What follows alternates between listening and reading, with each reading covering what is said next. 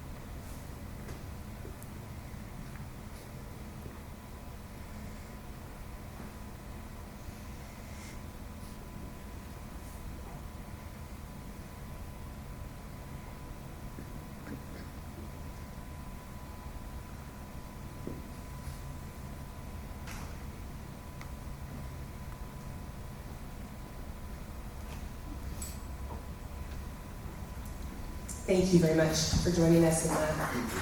You can clap. She's very good.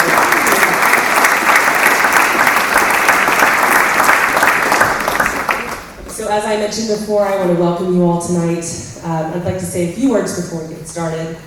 William Shakespeare penned in one of his other very popular plays, As You Like It, that all the world is a stage, and all the men and women merely players. They have their entrances and their exits, and a man in his lifetime plays many parts. And I want to acknowledge here tonight that though Maddie Carl's time with us was short, far shorter than we would wish it, she played many parts in her lifetime beautifully. A daughter, a sister, a friend, a student, a singer, a songwriter, an actress, a cheerleader. She did all of those things so well. And she's missed, and it's worth acknowledging that tonight. I am incredibly proud of these young men and women backstage and at our booth for soldiering on and being brave this weekend. This is our first show without her with us. And this weekend just feels a little bit different than a normal production weekend would, and that is okay. And so I wanted to just make sure that we took this moment to acknowledge that we love Maddie deeply and we miss her, and we are so honored to offer up this weekend's shows in dedication to Maddie Carl. And there's not really a great, clever way to segue out of a tribute like that into where not to go to the bathroom and where to get your food during intermission, but I have to do it. So I do want to move us towards our show tonight, as I know Maddie would want us to do. So I do have a few announcements for us this evening before we get started. There will be a 15-minute intermission between the third and fourth acts, and I promise you, although there are 5 acts, the show will fly by for you. If you have a ticket for concessions, then you are welcome to get that at that time. Restrooms are through the hallway that you entered as you came in. And other than that, I just ask that you sit back and enjoy and laugh and cheer and applaud as we should for these awesome kids and all of their hard work. And so I welcome you to our opening performance of Midsummer Night's Dream. Enjoy.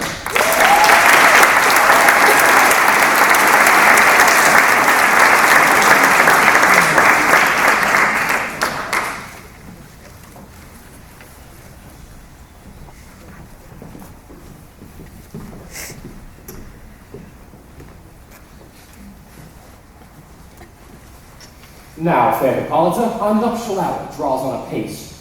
4 happy days bring in another moon. But oh, methinks how slowly this old moon wanes. She lingers my desires like to a step-dame or a dowager, long withering out a young man's revenue. 4 days will quickly steep themselves in night. 4 nights will quickly dream away the time. And the moon, who bent in heaven like a silver bow, shall behold the night of our solemnities.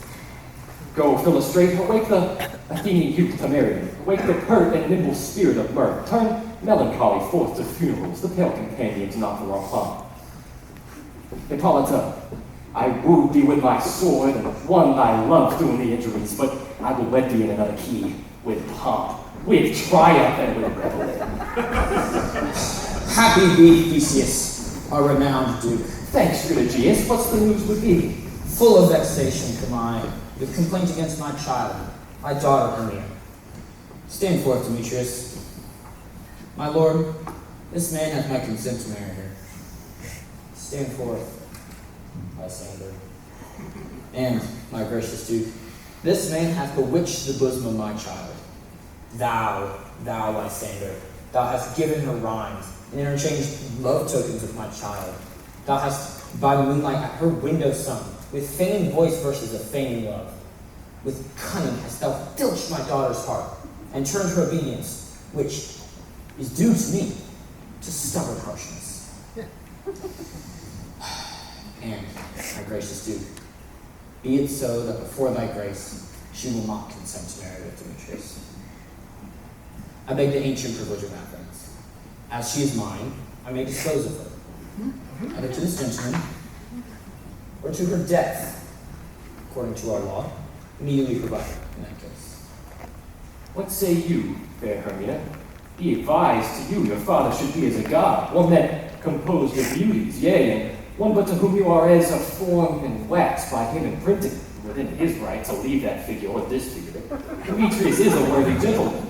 Who is Lysander? In himself he is, but in this kind, once in your father's voice, the other must be held the worthier. I would my father looks but with my eyes. Rather, your eyes with his judgment must look. I do entreat your grace to pardon me. I know not by what power I am made bold, nor how it may concern my modesty in such a presence here to plead my thoughts. But I beseech your grace that I may know the worst that may befall me in this case, if I refuse to wed Demetrius. Either to die the death or to abjure forever the society of men. Therefore, fair Hermia, question your desires. Examine well your blood, know well of your youth, whether, if you yield not to your father's choice, you can infer the livery of a nun. For I, to be in shady cloister mute, to live a barren sister all your life, chanting faint hymns to the cold fruitless moon. Thrice blessed are they that so master their maiden blood to undergo such pilgrimage, but earthlier happiness is the rose distilled in that which, withering on the virgin thorn, grows, lives, and dies in single blessedness. So will I grow, so live, so die, my lord, ere I will yield my virgin patent up unto his lordship, whose unwished yield my soul consents not to give sovereignty. Take time to pause, and by the next new moon, the sealing day betwixt my love and me, for everlasting bond of fellowship, you on that day prepare to die for disobedience to your father's will, or to wed Demetrius as he would, or on Diana's altar protest for high austerity of single life. Relent, sweet Hermia, and Lysander, you like grace tied on a certain right. You clearly have her father's love, Demetrius, so let me have Hermia's. Do you marry him? True, scornful Lysander, he hath my love. And what is mine, my love shall render him. And as she is mine, all of my right of her, I do estate, and to Demetrius. I am, my lord, as well derived as he is, well possessed. My love is more than his. My fortunes are in every way as fairly ranked, if not with advantage as Demetrius's. In which is more than all these boasts can be. I am beloved by beauteous Hermia. So why should not I then prosecute my right? As for Demetrius, I'll vouch his head. He made love to Nita's daughter, Helena, and won her soul. And she, sweet lady, dotes, devoutly dotes in idolatry upon this spotted and inconstant man. I must confess that I have heard so much, and with Demetrius thought to have spoke thereof, but my mind being overfull of self-affairs did lose it. But come, Demetrius, and come, Demetrius, I have some private schooling for you both. As for you, fair Hermia, look you on yourself to fix your fancies to your father's will, or unless the law of Athens yields you up, by which no means we may extenuate to a vow of death a single life. Come now, Hippolyta, what cheer, my love? Demetrius and Aegeus, come along. I must employ you with some business against our nuptials. The do you desire, we follow you.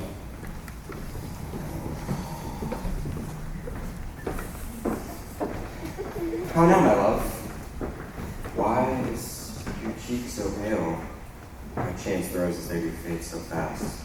Be like for one of rain, which I could well between them from the tempest of my eyes. I me thought that I could ever read, could ever hear by tale or history. The course of true love never did run smooth, but either was different in blood. Oh, cross, too high to be enthralled so low. Or else misgraphed by their respective years. Oh, spite, too old to be engaged too young. Or else it stood upon the choice of friends. Oh, hell, to choose love by another's eyes. Or, if there were sympathy in choice, war, death, and sickness did lay siege to it, making it momentary as a sound, swift as a shadow, short as any dream, brief as the lightning in the collie night, that in a spleen unfolds both heaven and earth, that ere a man hath the power to say, behold, the jaws of darkness devoured up. Anyways, so quick, bright things come to you. If then true lovers have ever been crossed, it stands as a gift in destiny. Then let us teach our child patience, because it is a customary cross, as due to love as thoughts and dreams and sighs, wishes and tears, poor fancy's followers. Good persuasions. Therefore, hear me, gentle Hermia. I have a widow woman, a dowager of great revenue, and she hath no child. From Athens is her house remote 7 leagues, and she respects me as her only son. There, gentle Hermia, may I marry thee? Because this place the sharp opinion law cannot pursue us. If thou lovest me, then steal forth thy father's house tomorrow night, and meet me in the wood a league without town, where I did meet thee once with Helena to alterments to a morn of May. There I will wait for thee. My good Lysander, I swear to be by Cupid's strongest bow, and by his best arrow with the golden head, and by the simplicity of Venus's doves, and by that which knits souls and prospers loves, and by that fire which burned the Carthage queen when false Trojan under sail was seen, and by all the promises that men have ever broke, in number more than women ever spoke, in that same place thou hast appointed me, tomorrow truly will I meet with thee. Keep promise, love. Look, comes Helena. Don't speak, fair Helena, whither away? Call you me fair? That fair again unsay. Demetrius loves your fair, oh happy fair. Your eyes are lodestars, and your tongue sweet air, more tunable than lark the shepherd's ear. When wheat is green, when hawthorn buds appear, sickness is catching, oh, her favor so. Yours would I catch, fair Hermia, ere I go. My ears should catch your voice, my eye your eye. My tongue should catch your tongue's sweet melody. Were the world mine, Demetrius being baited, the rest I give to be you translated. Oh, teach me how you look, and with what art you slay the motion of Demetrius's heart. I have frowned upon him, yet he loves me still. Well, that you frown to teach my smile such skill. I give him curses, yet he gives me love. Well, that my prayers with such affection move. The more I hate him, the more he follows me. The more I love, the more he hateth me. Take comfort, he no more shall see my face. Lysander and myself will fly this place. Before the time I did Lysander see, seemed Athens as a paradise to me. Oh, then what graces in my love do dwell, that he hath turned a heaven into a hell. Yes, Helena, to our minds we will unfold. Tomorrow night when Phoebe doth behold her silver visage in the watery glass, decking with the blighted grass, the time and lover's flight still doth conceal, through Athens' gate we've devised to steal. And in the wood where often you and I, upon faint primrose beds were wont to lie, emptying our bosoms of their counsel sweet, there Lysander and myself shall meet. And thence from Athens turn away our eyes to seek new friends and stranger companies. Farewell, sweet playfellow. Pray thou for us, and good luck grant thee thy Demetrius. Keep word, Lysander. We must starve our sight from lover's food till morrow deep midnight. I will, my Hermia. Oh, and Helena, adieu. As you on him, Demetrius dote on you. How happy some or others some can be. Through Athens, I am thought as fair as she, but what of that? Demetrius thinks not so. He will not know what all that he do know. And as he errs, doting on Hermia's eyes, so I, admiring of his qualities, things base and vile, holding no quantity, Love can transpose to form and dignity. Love looks not with the eyes, but with the mind, and therefore is winged Cupid painted blind. Nor hath love's mind of any judgment taste, wings and not eyes figure unheedy haste. And therefore is love said to be a child, because in choice he is so oft beguiled. As waggish boys in games themselves forswear, so the boy love is perjured everywhere. For as Demetrius looked on Hermia's eye, he hailed down oaths that he was only mine. And when this hail some heat from Hermia felt, so he dissolved, and showers of oaths did melt. I will go tell him of fair Hermia's flight. Then to the wood will he tomorrow night pursue her.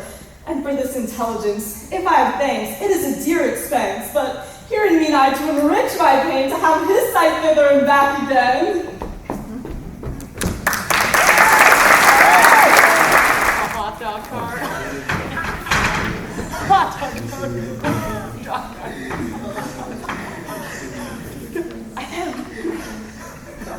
Silence! Is all our company here? You were best to call him generally, man by man, according to the script. Here is the scroll of every man's name, which is thought fit to play in our interlude before the Duke and the Duchess on his wedding day tonight. Oh, first, good Peter Quince, say what the play treats on, then read the names of the actors, and so grow to a point. Mary, our play is the most lamentable comedy and most cruel death of Pyramus and Thisbe. Oh, a very good piece of work, I assure you, and a merry. Now, good Peter Quince, call forth your actors about the scroll. Masters, spread yourselves. Answer as I call you. Nick Bottom, the weaver. Ready. Name what part I am for. Proceed. You, Nick Bottom, are set down for Pyramus. What is Pyramus? A lover or a tyrant? A lover who kills himself most gallantly for love! That will ask some tears in the true performing of it. If I do it, let the audience look to their eyes. I will move storms. I will condole in some measure to the rest. Yet, my chief humor is for a tyrant. I could play Acme's rarely, or a part to tear a cat in to make all split. The raging rocks and shivering shocks shall break the locks of prison gates, and Phyllis's car shall shine from far and make and mar the foolish face. This was lofty. Now, name the rest of the players. This was Acme's vein, a tyrant's vein. A lover is more condoling. Francis Flutes, the bellows mender. Here. Peter Quince. Oh, Flute, you must take Thisbe on you. What is this be? Oh, wandering knight. It is the lady that Pyramus must love. Nay, faith! Let not me play a woman! I have a beard! Come in! That's all one. You shall please in a mask, and you may speak as small as you will. And I may hide my face. Let me play Thisbe too. Oh, I'll speak it in a monstrous little voice. Thisbe. Thisbe. Ah, Pyramus, my lover.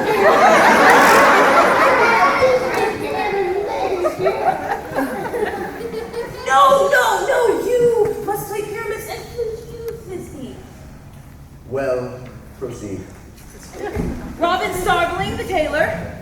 Here, Peter Quint. Robin Starveling, you are to play Thisbe's mother. Teresa Snouts, the tinker. Here, Peter Quint. You, Pyramus's father. Myself, Thisbe's father. Snug the joiner. Snug the joiner! You the lion's part. And here I hope is a play fitted. Have you the lion's part written? Pray it to be given to me, for I am slow of study.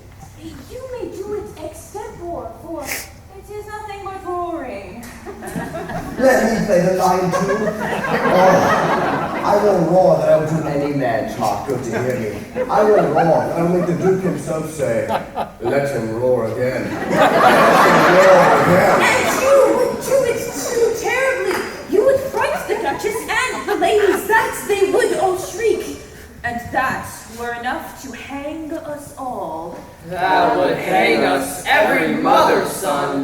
I grant you, friends, if you should fight the ladies out of their wits, they would have no more discretion but to hang us. But I will aggravate my voice, so that I will roar as gently as any sucking dove. I will roar and to any nightingale.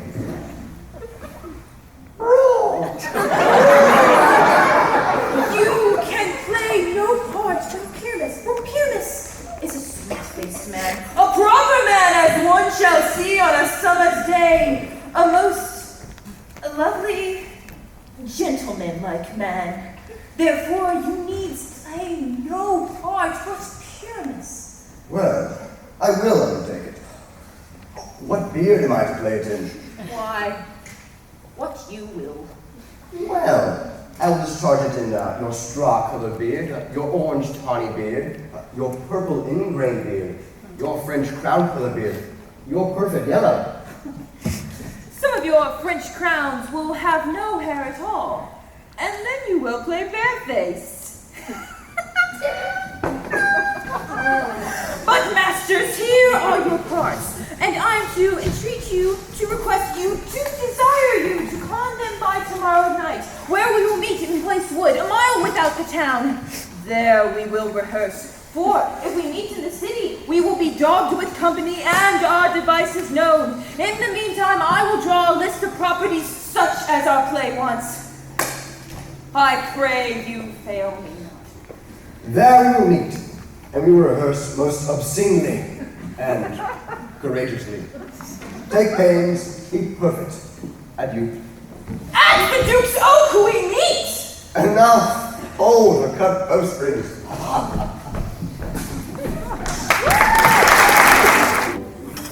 How now, spirit?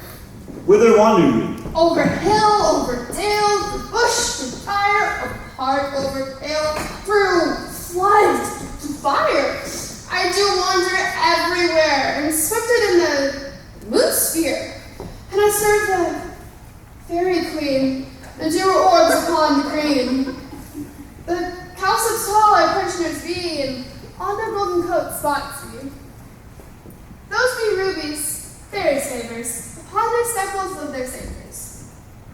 I must go seek some dewdrops here, and hang a pearl on every cowslip's ear. Farewell, bound. Lob of spirits, I'll be gone. The queen and all her elves come here anon. But the king does keep his revels here tonight. Take heed, the queen cannot within his sight. For Oberon is passing fell in wrath, because the king, as his attendant, hath a lovely boy stolen from the Indian king. She never had so sweet a changeling, and jealous Oberon would have the child, knight of his train, to trace for his while. But she, perforce, withholds the love boy. She crowns him with flowers that she makes him all her joy. And now they never meet in grove or green, by fountains they were spangled starlight sheen. But they do swear, and all their elves for fear creep into acorn cups and hide it here. Either I mistake your shaven making quiet, or are you not that shrewd and knavish sprite they call Robin Goodfellow? Are you not he who frightens the maidens in the villagery, skim milk in the labor of the corn, and sometimes bootless makes the housewife churn? Sometimes you make the Jews spare no bond, misleading laugh mindlers, laughing at their harm. They call you hobgoblin or sweet pot. You do their work and they shall have good luck. Are you not he? Thou speakest right. I am that merry wanderer of the night. I jest to Oberon and make him smile when I am fat and bean-fed horse beguiled, neighing in likeness of a filly foal. Nay! And sometimes look I in gossip's bowl in the very likeness of a roasted crab, and when she drinks against her lips, I bob, and on the withered dew pour the ale.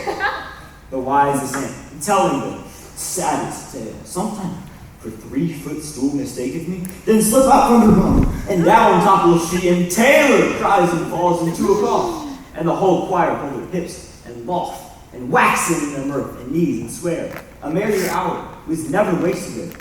But room fairy, I hear Oberon. Here be my mistress. Could that ye were gone.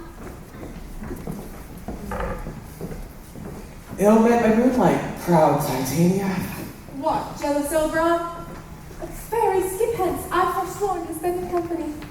Tarry, rash wanton, am I not thy lord? Then I must be thy baby. But I know when thou hast stolen away from fairyland, and in the shape of corn sat all day, playing on pipes of corn and versing love to hours. Philina, why art thou here? Come from the farthest steep of India, but that forsooth the bouncing Amazon, your buckskin mistress and your warrior love, to Theseus must be wedded, and you come to give their bed joy and prosperity. How canst thou, for shame, Titania, glance at my credit with Paulton, knowing I know thy love to Theseus? Didst thou not lead him through the glimmering night from Periguna, whom he ravished, and make him with fair Aeolus break his faith, with Ariadne and Antiopa? These are the forgeries of jealousy, and never since the middle summer spring met we on hill and dale, forest or mead, by paved fountain or by rush brook, or in the beach margins of the sea, to dance our ringlets to the whistling wind.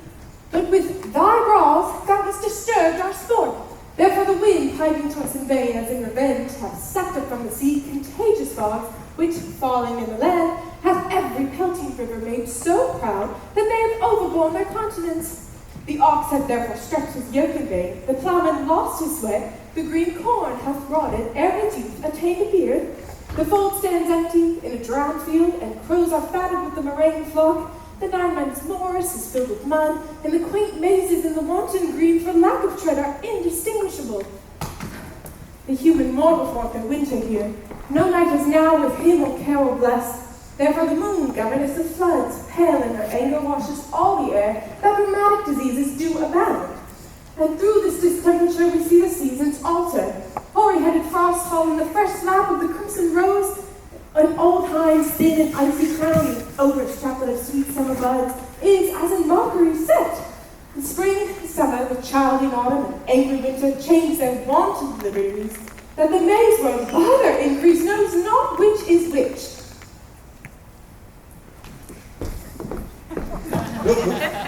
And this same progeny of evils comes from our debate. From our dissension, we are its parents and originals. Do you amend it then? It lies in you. Wife Titania across her Oberon. I do but beg the changeling boy to be my henchman. Set your heart at rest. The fairyland buys not the child of me. His mother was a votress of my order, and in the spiced Indian air by night, full often hath she gossiped by my side, and sat with me on Neptune's yellow sands, like in the embarked traders on the flood, when we have laughed to see their sails conceive and grow big-bellied with the wanton wind, which she with pretty and with swimming gait following, her wound had reached with my young squire, would imitate and sail upon the land to fetch me trifles and return again, swam a voyage rich with merchandise. But her, being mortal, of that boy did die, and for her sake I do rear up the boy, and for her sake I will not part with him. How long within this wood you intend to stay? Perchance till after Theseus' wedding day. If you will patiently dance in a round and see our moonlight revels, go with us. If not, shun me and I will spare your haunts. Give me that boy, and I will go with thee. Not for thy fairy kingdom. There is a way you shall chide downright if longer I stay. Well, go thy way. Thou shalt not from this grove till I torment thee for this injury. Gentle Puck, come hither. Thou rememberest, since once I sat upon a promontory and heard a mermaid on a dolphin's back, uttering such dulcet and harmonious breath, that the rude sea grew civil at her song, and certain stars shot madly from their spheres as to hear the sea maid's music. I remember. That very night I saw, but thou could not, flung between the cold moon and the earth, Cupid hung armed, a certain aim he took at a fair vestal thrown by the west, and loosed his love shaft from his bow, smartly as to pierce 100,000 hearts. Yet I should see young Cupid's fiery shaft quenched in the chaste beams of a watery noon, the imperial votress passed on, fancy-free in maiden meditation. Yet marked I where the bolt of Cupid fell upon a little western flower, before milk white, now purple with love's wound, and maidens call it love in idleness. Fetch me this flower, the herb I once showed thee. For the juice of it on sleeping eyelids laid, making a man and woman madly dote upon the next live creature that it sees. Fetch me this herb, and be thou here again ere the Leviathan's wind sorely eat thee. I'll put a girdle around the earth in 40 minutes. Having once this juice, wash Titania when she's asleep. Then pour the liquor vita in her eye. The next thing she, waking, looks upon, be it a lion, a wolf, or a bear, a meddling monkey, or a busy ape, she shall pursue it with the soul of love. And ere I take this charm from off her sight, for I can take it with another herb, I'll make her render up a page to me. But who comes here? I will overhear the conference. I love thee not, therefore pursue me not. Where is Lysander and fair Hermia? The one I'll stay, the other stay with me. Thou hast told me they were stolen to this wood, and here I am, and wood within this wood because I cannot meet my Hermia. Hence, get thee gone and follow me no more. You draw me, you hard-hearted adamant, and yet you draw not iron, for my heart is as true as steel. Leave your power to draw, and I shall have no power to follow you. Do I entice you? Do I speak you fair? Or do I not in the plainest truth tell you that I do not, nor cannot love you? And even for that do I love you the more. I am your spaniel, and Demetrius, the more you beat me, I will fawn on you. Please me but as your spaniel. Spurn me, strike me, neglect me, lose me. Only give me leave, unworthy as I am, to follow you. What worser place can I beg in your love, and yet a place of high respect with me, than to be used as you use your dog? Tempt not the hatred of my spirit, for I am sick when I do look at thee. And I am sick when I look not on you. You do impeach your modesty too much to leave the city and commit yourself to the hands of one that loves you not. To trust the opportunity of night and the ill counsel of the desert place with the rich worth of your virginity. Your virtue is my privilege, for that it is not night when I do see your face. Therefore I think I am not in the night, nor doth this wood lack worlds of company.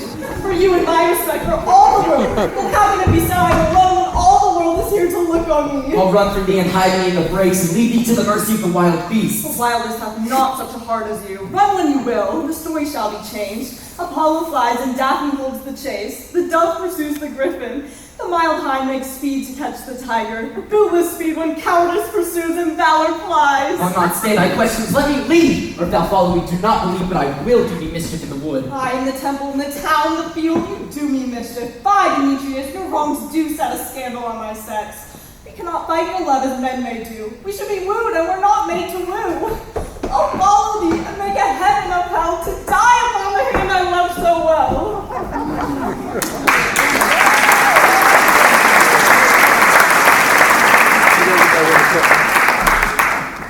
Fare thee well, nymph. Ere he leave this road, thou shalt fly, and he shall pursue thy love.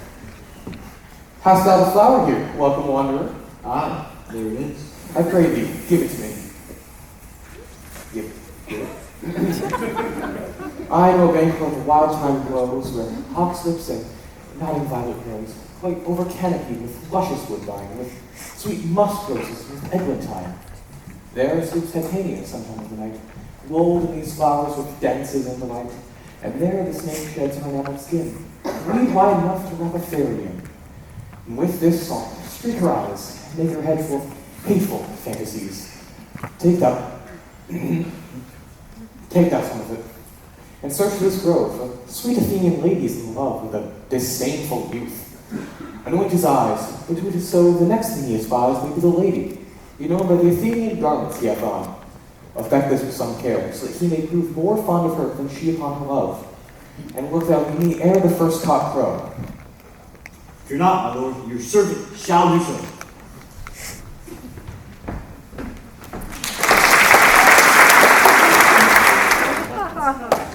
Now a roundel and a fairy song. Then, for the third part of a minute hence, some to fill tapers in the masquerade buds, some war with reverence for the blowing winds to make my smile crystals, and some keep that glamorous hour like night with boots and wonders and quaint spirits. Sing me out of sleep, then to your offices and let me rest.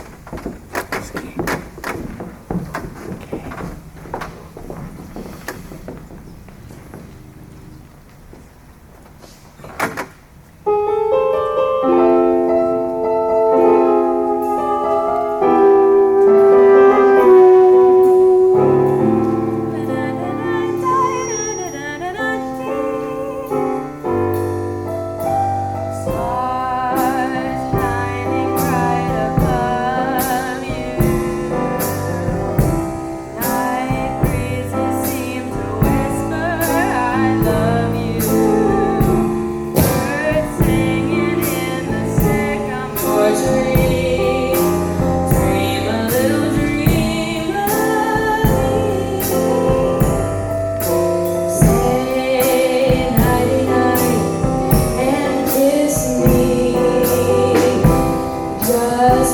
hold me tight and tell me you miss me while I'm alone and blue as can be. Dream a little dream of me. Stars fading, but I linger on, dear. How you linger, still breathing your kiss. How you breathe my kiss. Now I'm longing to linger till dawn, dear. Just in the veils, kiss me, dreams till sunbeams find you. Dreams that leave your worries behind you. But in your dreams, whatever they be, dream a little dream of me. Hit it to me.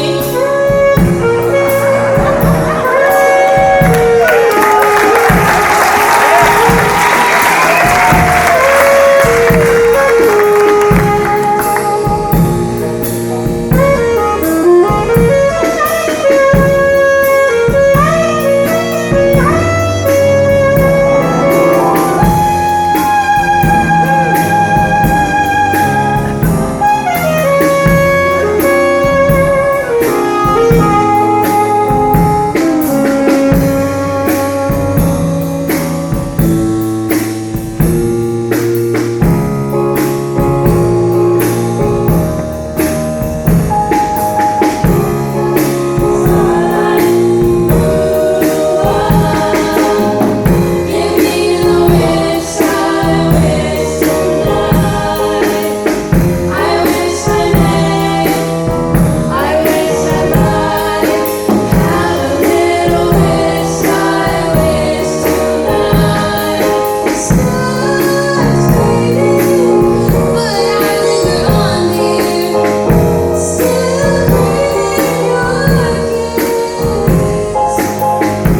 Now I'm longing to linger till dawn, dear. Just in the sweet dreams, dreams till sunbeams find you. Dream, leave your worries behind you. But in your dreams, whatever they be, you gotta make me a promise. Promise to me you'll dream. Dream a little dream of me. Oh yeah.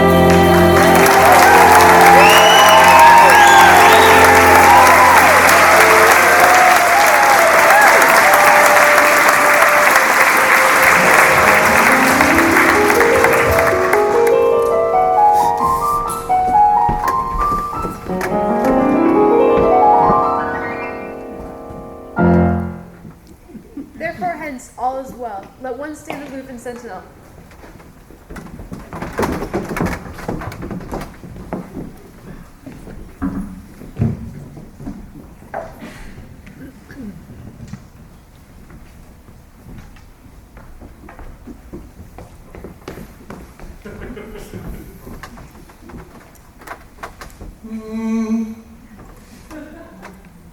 What thou seest when thou dost wake, do it for thy true love take. Love and language for his sake, be it ox or cat or bear, hard or boar with bristled hair.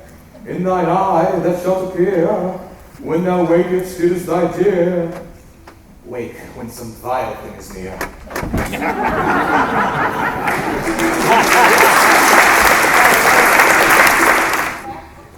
Farewell. Farewell. Farewell, you faint from wandering in the wood.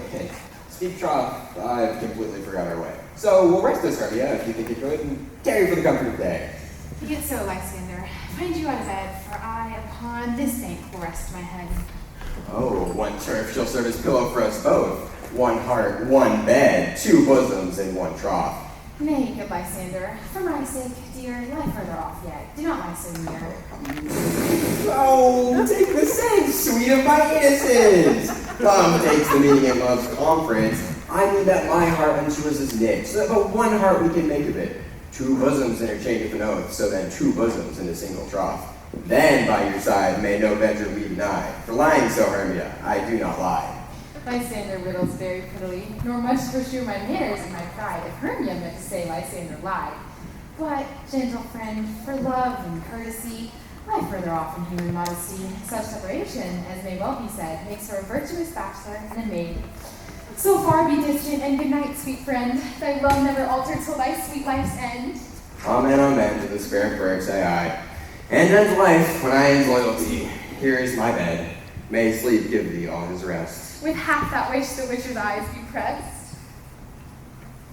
Through the forest I have gone, but Athenian found I none, on whose eyes I might approve this flower's force in stirring love. Night and silence, who is here? Weeds of Athens he does wear. This is he, my master said, despised the Athenian maid. Enter the maiden, sleeping sound on the dank and dirty grounds. Pretty soul, she durst not lie near this laugh love, this kill courtesy. Troll, upon thy eyes I throw all the power this charm doth owe. When thou wakest, let love forbid, sleep the seat on thy eyelid. So awake when I am gone, for I must now Oberon. Stay, do not kill me, sweet Demetrius. I charge thee hence, do not haunt me thus. Oh, thou darkling leave me? Do not so. Stay on my peril, I alone will go. Oh, I am out of breath from this fond chase. The more my prayer, the lesser is my grace. Happy is Hermia, wheresoever she lies, for she hath blessed and attractive eyes. How came her eyes so bright? Not with salt tears. If so, my eyes are more oftener washed than hers. No, I am as ugly as a bear, for beasts that meet me run away for fear. Therefore no marvel though Demetrius do as a monster fly my presence thus.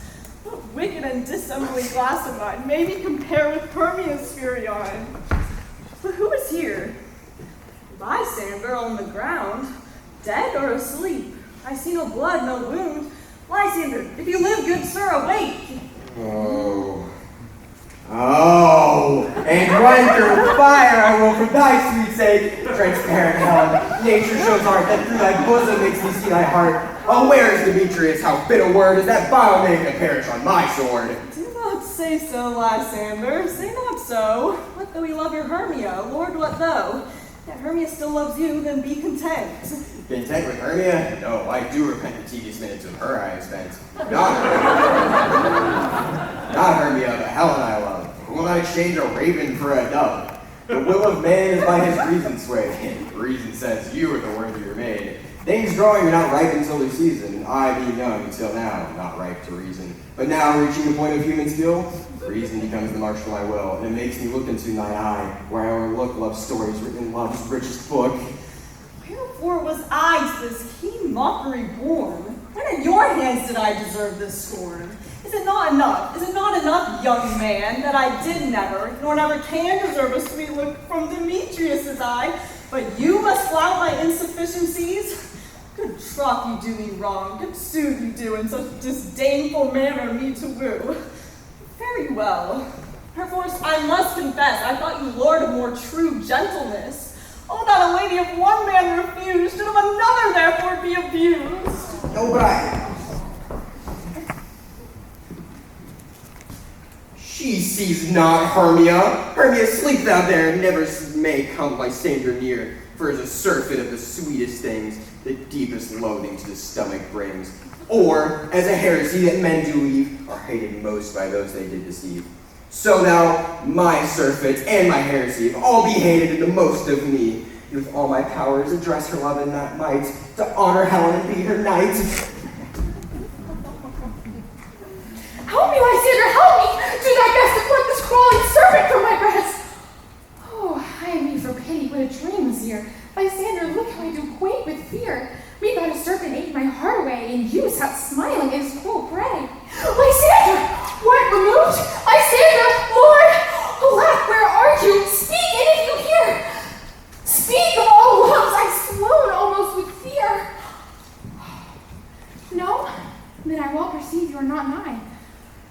Either death or I'll find you immediately.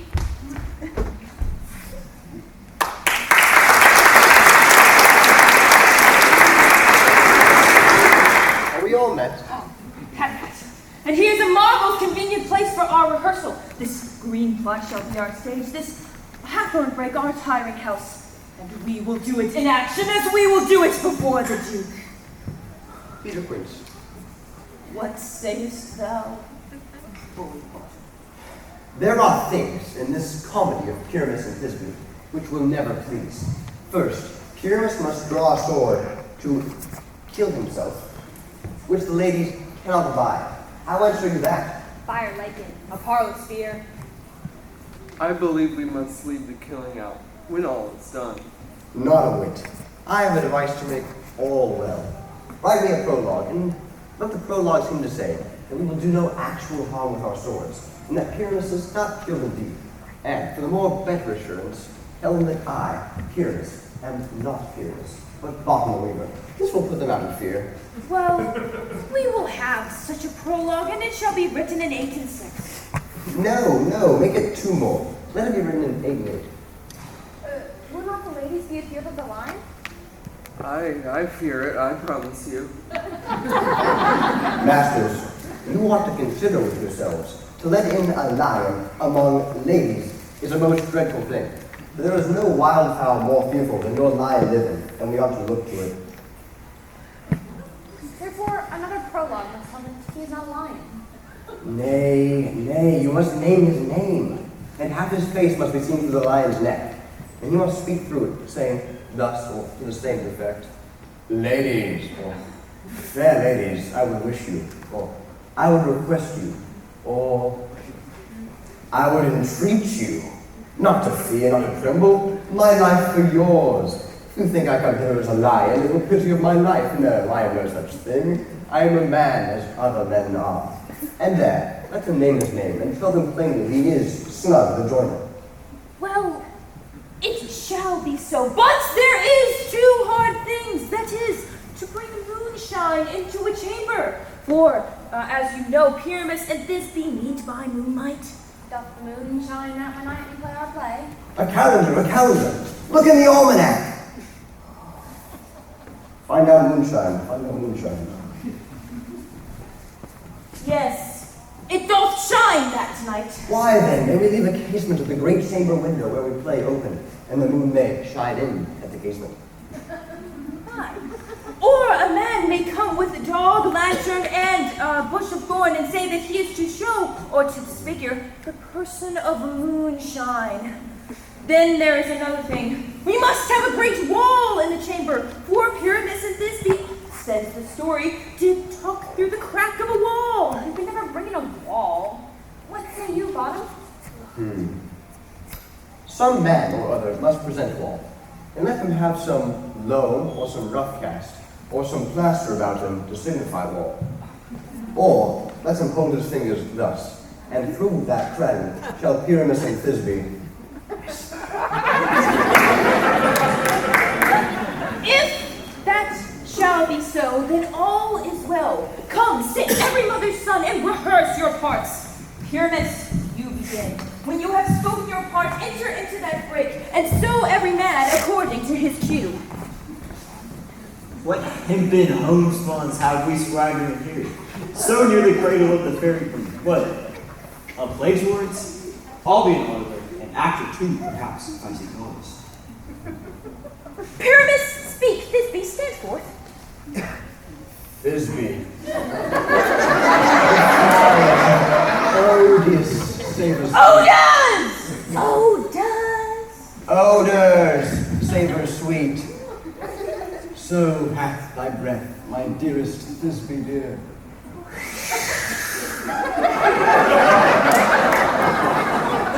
But hark, a voice! Stay thou but here a while, and by I will to thee appear. Stranger Pyramus than e'er played here. Must I speak now? Yes, you must. For you must understand that he is gone but to see a noise that he heard and is to come again. The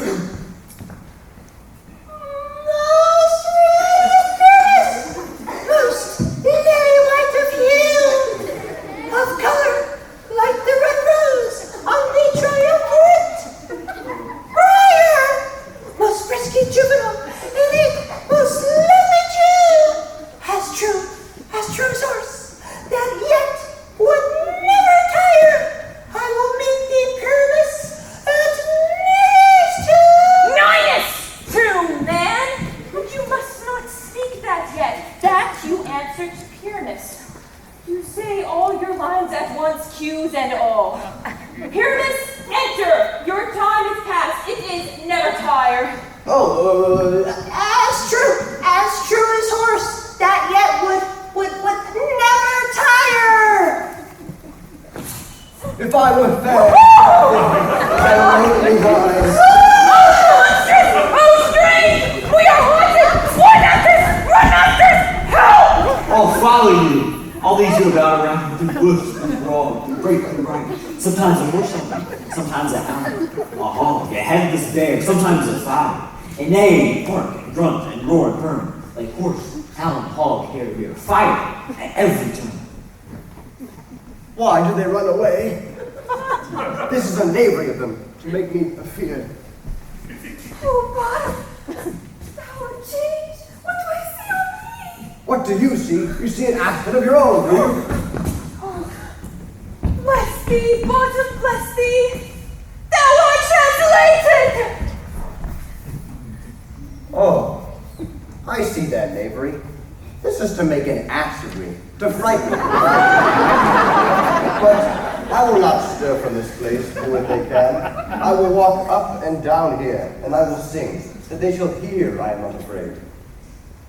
The alpha so black of hue, with orange tawny bill, the throstle with his notes so true, the wren with the quill. What angel wakes me The finch, the sparrow, and the lark, the plain song cuckoo grey, whose note full many a man doth mock, and dares not answer nay. For indeed, who would set his wit to so foolish a bird?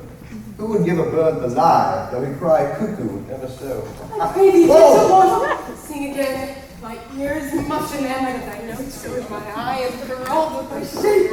And thy fair virtue's force, perforce doth move me to say, on first view, to swear I love thee. Methinks, mistress, you should have little reason for that. And yet, to say the truth, reason and love keep little company together nowadays. The more the pity that some honest neighbors do not make them friends. Nay, I can leak upon occasion. It is wise, thou art beautiful. Not so neither, but if I am good enough to get out of this wood, I have enough to sow mine own turns. Thou shalt remain here whether thou wilt or no. I am a spirit of no such common rate, and the summer still doth tend upon my fate, and I do love thee. Never go with me. I shall give thee fairies to attend on thee, and they shall fetch jewels from the deep, and sing while thou and press flowers so sleep. I will purge thy mortal grossness, so thou shalt like an airy spirit go up, peace not on the top of molten mustard seed, acorn of best honey. Ready? And I. Where shall we go? Be kind and courteous to this gentleman. Up in his walk and gamble in his eyes. Feed him with apricots and dewberries, with purple grapes, green figs, and mulberries. The honeybags steal from the humblebees, and for night tenders crop their waxen thighs, and light them at the fiery glowworm's eyes, to have my love to bend to rise. And nods and elves and do him courtesies. Hail, mortal! I pray your worship's courtesy heartily. I beg your worship's name? Cobweb. Good Master Cobweb, I shall desire you a more acquaintance. If I should cut my finger, I shall make bold with you. Your name, honest gentleman? Peas Blossom.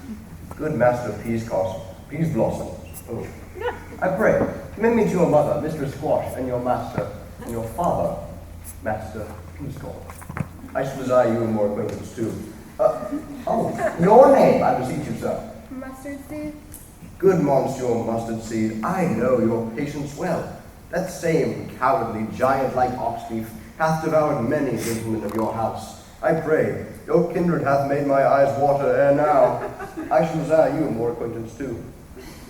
Bring him to my bower. The moon, methinks, looks with watery eye when she re-sweeps every little flower, lamenting some enforced chastity. Tired my lover's time, bring him silently.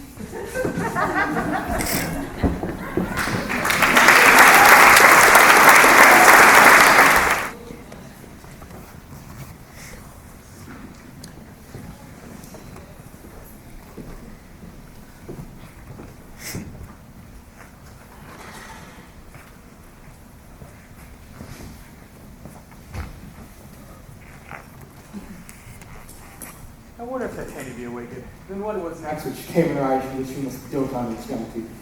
How now, my messenger? What night you about this haunted grove? My mistress, with a monster, is in love. Hot dog! Near to her close and consecrated bower, when she was in her dull sleeping hour, grew patches, rude mechanicals that were bred upon a being installed, were met together to rehearse a play, intended for great Theseus' nuptial day. The shallowest thick skin of that barren sort, whom pyramids presented in their sport, forsook his seat and entered in a break. I then did him at disadvantage take an ass's knoll I fixed upon his head. And nod, his Thisbe must be answered, and forth my name comes.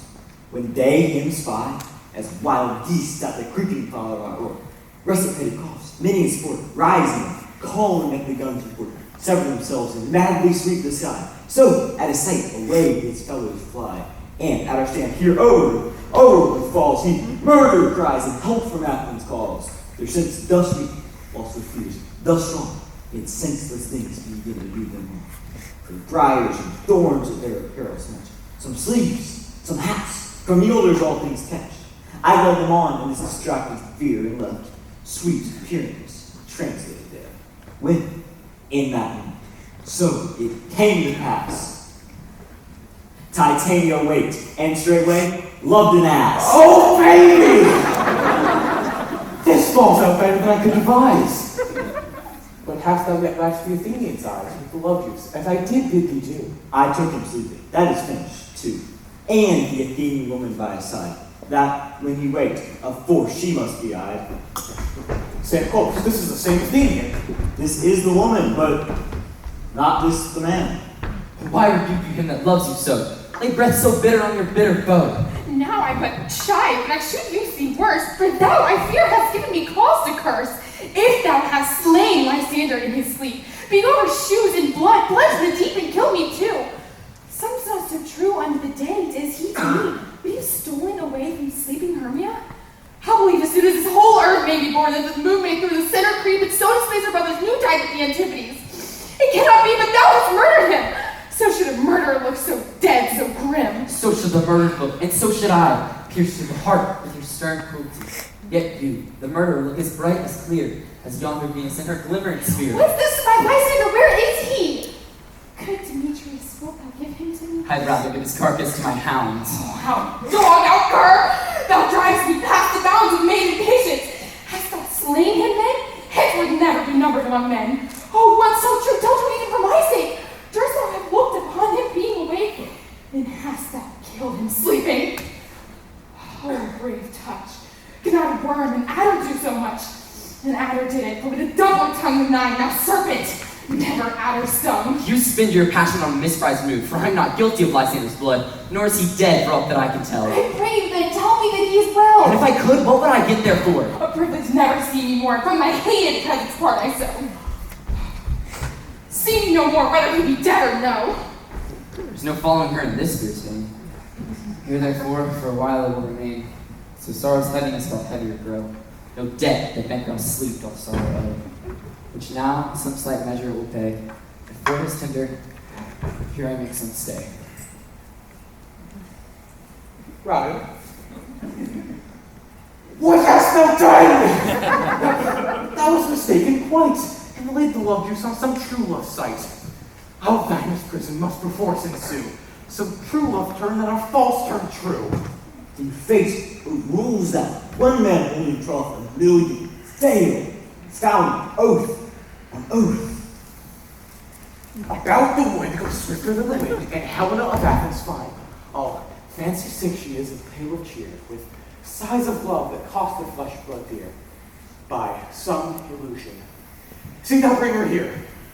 I'll charm his eyes against you to appear. I go, look how I go. Swifter than an arrow from the Tartar's bow.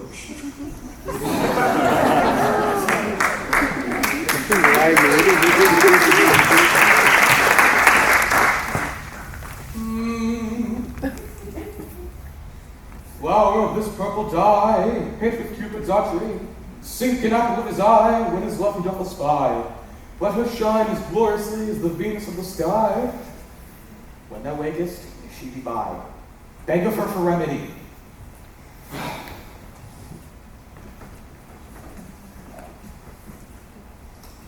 Helen of Athens is here, and the youth mistook by me, pleading for some lover's fee. Shall we their fond pageant see?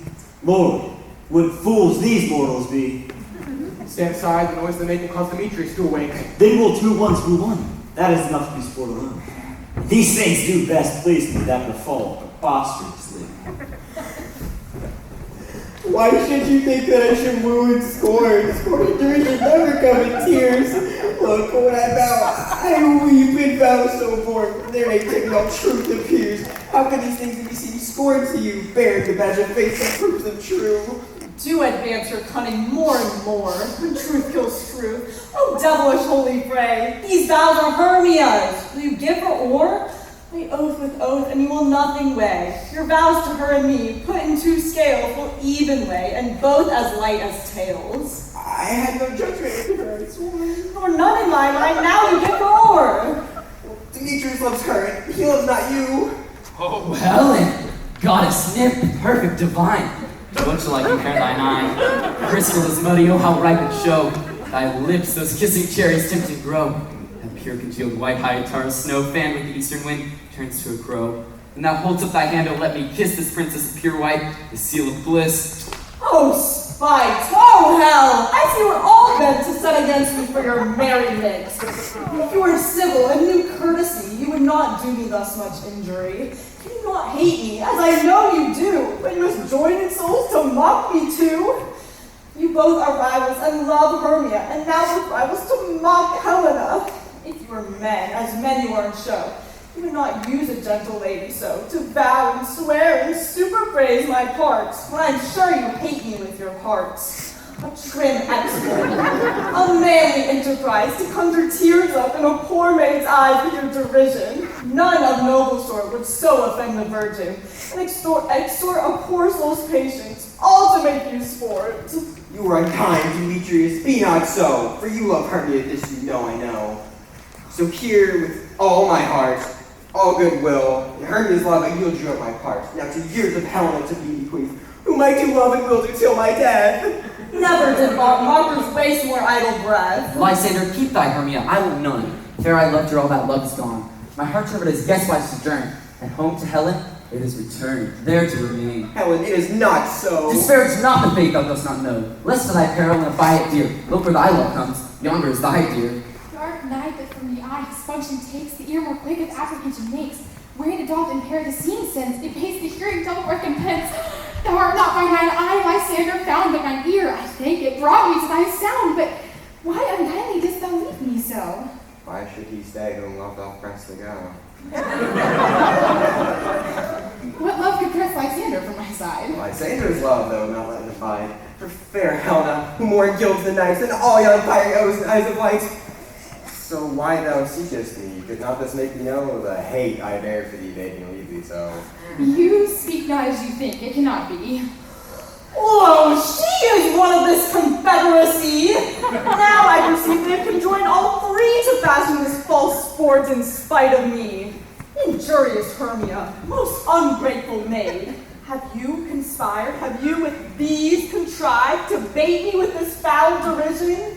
Is all the counsel that we 2 have shared, the sisters' vows, the hours that we have spent when we have chid the hasty-footed time for parting us? Oh, is all forgot? All school days' friendship, childhood innocence? We, Hermia, like 2 artificial gods, have with our needles created both one flower, both on one sampler, sitting on one cushion, both warbling of one song, both in the same tune, as if our hands, our sides, voices, and minds had been incorporate. So we grew together, like to a double cherry, seeming parted, but yet in union and partition. 2 lovely berries molded on one stem. So with 2 seeming bodies, but one heart. 2 of the first, like coats and heraldry, due but to one, and crowned with one crest. And will you rent our angel love asunder, to join with men in scorning your poor friend? It is not friendly. 'Tis not maidenly. Our sex as well as I may chide you for it, though I alone do feel the injury. I am amazed at your words. I scorn you not. It seems that you scorn me. Have you not said set Lysander as in scorn to follow me and praise my eyes and face. And made your other love, Demetrius, who even but now did spurn me with his foot, to call me goddess, nymph, divine and rare, precious, celestial. Wherefore speaks he this to her he hates? And wherefore doth Lysander deny your love, so rich within his soul, and tender me forsooth affection, but by your setting on, by your consent? What, though I be not so in grace as you, so hung upon with love, so fortunate, but miserable most, to love unloved? This you should pity rather than despise. I understand not what you mean by this. I do, persever, and counterfeit sad looks, make mouths upon me when I turn my back, wink at each other, hold the sweet jest up. This sport, well carried, shall be chronicled. If you had any pity, grace, or manners, you would not make me such an argument. But very well, 'tis partly my own fault, which death or absence soon shall remedy. No. Stay, gentle Helena. Hear my excuse. My love, my life, my soul, fair Helena. Oh, excellent. Sweet, do not scorn her so. She cannot entreat, I can compel. Thou canst compel no more than she entreat. Thy threats have no more strength than her weak prayers. Helen, I love thee, by my life I do. I swear by that which I will lose for thee, to prove him false, says I love thee not. I say I love thee more than he can do. If thou say so, then withdraw and prove it to him. Quick, come. Lysander, where do you tend all this? Wait, you Ethiop. No, they'll seem to break loose. Take on as you would follow, but yet come not. You are a tame man, go. Hang off, thou cat, thou bird, vile thing, let loose, or I'll shake thee from me like a serpent. Why have you grown so rude? What change is this, sweet love? Thy love, out, tawny totter, out, loathed medicine, oh, hated potion heads. Do not jest. Yes, do, then so do you. Demetrius, I will keep my word with thee. I would I had your bond, for I perceive a weak bond holds you. I'll not trust your word. What? Should I hurt her? Strike her? Kill her dead? Though I hate her, I will not harm her so. What, can you do me greater harm than hate? Hate me? Wherefore, oh, what news, my love? Am I not Hermia? Are you not Lysander? I am as fair now as I was erewhile. Since night you loved me, yet since night you left me. Why then you left me? Oh, the gods forbid. In earnest, shall I say? I, by my life, but never did desire to see thee more. Therefore, be out of hope, of question, of doubt. Be certain nothing truer, 'tis no jest, that I do hate thee. And love, Helena. Me? You juggler, you cankerbuster, you thief of love! What have you come by night and stolen my love's heart from him? Fine, I faith. Have you no modesty, no maiden shame, no touch of bashfulness? What will you tear impatient answers from my gentle tongue? Fie, you counterfeit, you puppet, you! Why so? That way goes the game. Now I perceive that she hath made compare between our statures. She hath urged her height, and with her personage, her tall personage, she hath prevailed with him. And are you grown so high in his esteem because I am so dwarfish and so low? How low am I, thou painted maple? Speak! How low am I? I am not yet so low but that my nails can reach up to thine eyes. I pray, will you mock me, gentlemen? Better not hurt me. I was never cursed. I have no gift at all in truishness. I am a right maid for my cowardice. Better not strike me. You may think, because she is something lower than myself, that I can match her. Lower, hark, again! But Hermia, do not be so bitter with me. I evermore did love you, Hermia. Did ever keep your counsel. Never wronged you. Save that, in love unto Demetrius, I told him of your stealth into this wood. He followed you, for love I followed him. But he hath chid me hence, and threatened me, to spurn me, strike me, made to kill me too. And now you will let me go to Athens. I will bear my folly back, and follow you no further. Let me go. You see how simple and how fond I am. Why, get you gone. Who is it that hinders you? A foolish heart that I leave here behind. What, with Lysander? With Demetrius! Be not afraid, she shall not harm thee, Helena. No, sir, she shall not, though you take her part. Oh, when she is angry, she is keen and shrewd. She was a vixen when she went to school, and though she be but little, she is fierce. Little, again, nothing but low and little. Why do you suffer her to Allow me to let me come to her. Get you gone, you dwarf, you midget snodgrass babe. You acorn. You are too officious in her behalf that scorns your services. Let her alone. Speak not of Helena, take not her part. For if thou dost attend, never so show little love to her. Thou shalt abide it. Now she holds me not. Now follow if thou darest, to try if thine or mine is most right in Helena. Follow? Nay, I'll go with thee, cheek by jowl. You, mistress, all this toil is long of you. Nay, go not back. I will not trust you, I, nor longer stay in your cursed company. Your hands than mine are quicker for a fray. My legs are longer, though, to run away.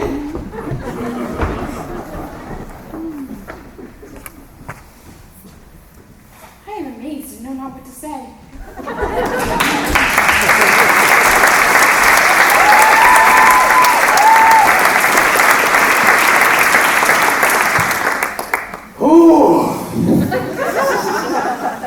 This is my negligence.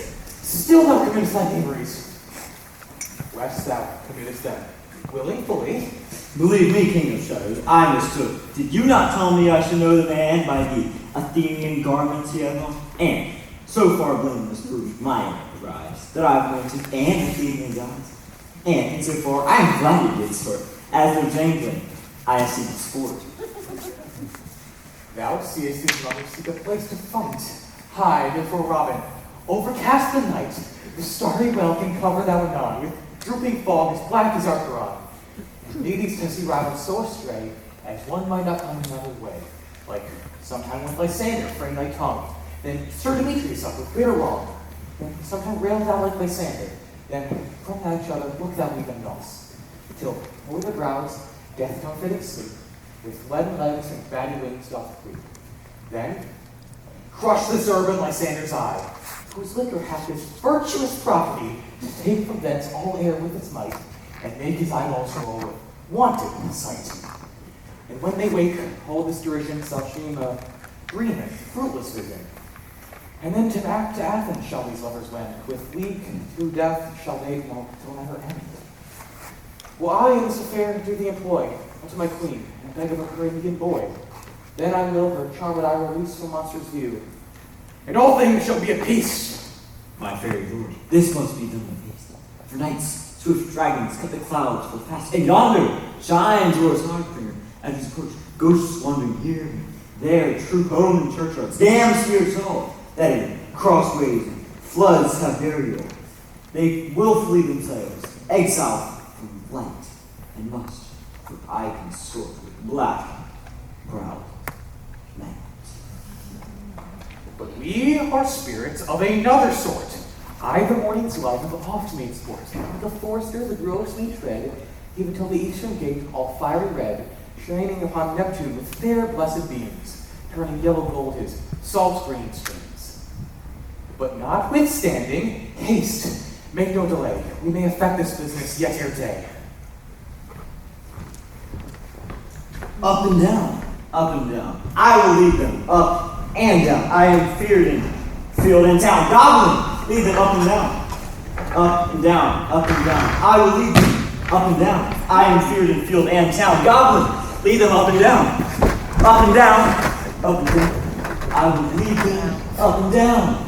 I am feared in field and town. Goblin, lead them up and down. Up and down, up and down. I will lead them through the town. I am feared in the fields and the town. Goblin, I will lead them up and down. Oh, where art thou, proud Demetrius? Speak thou now. Dear villain, drawn and ready, where art thou? Oh, I will be straight with thee. Follow me then to plainer ground. Lysander, speak again. Thou runaway, thou coward, art thou fled? Speak! In some bush? Where dost thou hide thy head? Thou coward, art thou bragging to the stars, telling the bushes that thou lookest for wars and wilt not come? Come, recreant, come thou child, I'll whip thee with a rod. He is defiled that draws a sword on thee. Yea, art thou there? Follow my voice, we'll try no man here. I follow, yet he still dares me on. come where he calls, then he is gone. This villain is swifter healed than I, for I followed fast, faster he did fly. That fallen lie in this dark, uneven way. So, here will rest me, come the gentle day. For if I could but once see thy gray light, I'd find Demetrius and avenge this spite. Ho, ho, ho, coward. Why comest thou not? Abide me if thou darest, for will I wot. Thou runnest before me, shifting in every place, but darest not stand nor look me in the face. Where art thou now? Come hither, I am here. Nay, then thou mockest me. Thou shalt buy this dear. Fair I thy face by daylight see. Now go thy way, fate is constrained me. To measure out my length on this cold bed, by day's approach, look to be visited. Oh, weary night, oh, long and tedious night. Await thy hours, and shine comforts from the east, that I may back to Athens by daylight from these that my poor company detest, and sleep that sometimes shuts up sorrow's eye, steal me a while from mine own company. Yet but 3, come one more, 2 of both kinds, makes up for.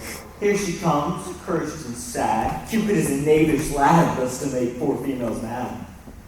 Never so in weary, never so in woe, bedabbled with dew and torn with briars, I can no further crawl, I can no further go. My legs can keep no pace with my desires. Here I will rest me till the break of day.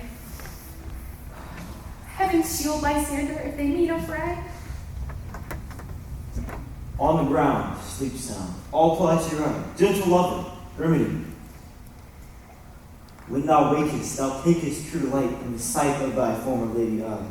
And the country proverb known, every man shall take his own, in your waking shall be shown. Jack shall have Jill, naught shall be ill. The man shall have his merry bit, and all shall be well.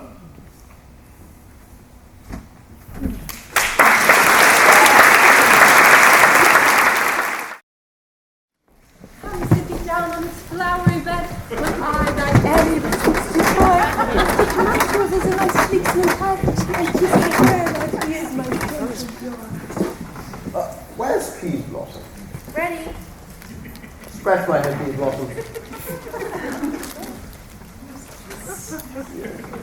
Where's Monsieur Cobweb? Here. Monsieur Cobweb, good Monsieur, get you your weapons in hand, and pull me a red-foot humblebee on top of a thistle. And good Monsieur, bring me the honey bag. Do not fret yourself too much in the action, Monsieur, and good Monsieur, have a care the honey bag break not. I would be loath to have you overflowed with the honey bag, Signor. Go. Where's Monsieur Mustard Seed? Ready? Monsieur Mustard Seed, give me your leave. Pray, leave your courtesy. What's your will? Nothing but to help cavalry Cobweb to scratch. I must to the barber's, for methinks I am getting marbles hairy about the face. Oh. And I am such a tender ass, if my hair do tickle me.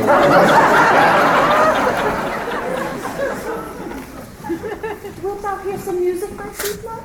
Ooh, have reasonable, good ear in music. Let's have the tongs and the bones. Or say, sweet love, what thou desirest to eat. Truly, heck of provender, I can munch your good dry oats.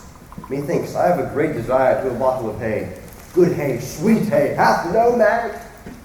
I would venture to say, you shall seek the squirrel's hoard and fetch thee new nuts. I would rather have a handful or two of dried peas. But pray, let none of your people stir me. I have an exposition of sleep come upon me. Sleep thou, and I will wind thee in my arms. Farest be God, and be always alone.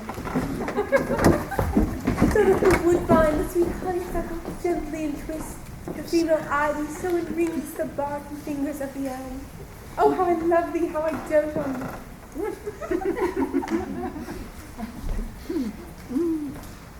Welcome, ye Robin.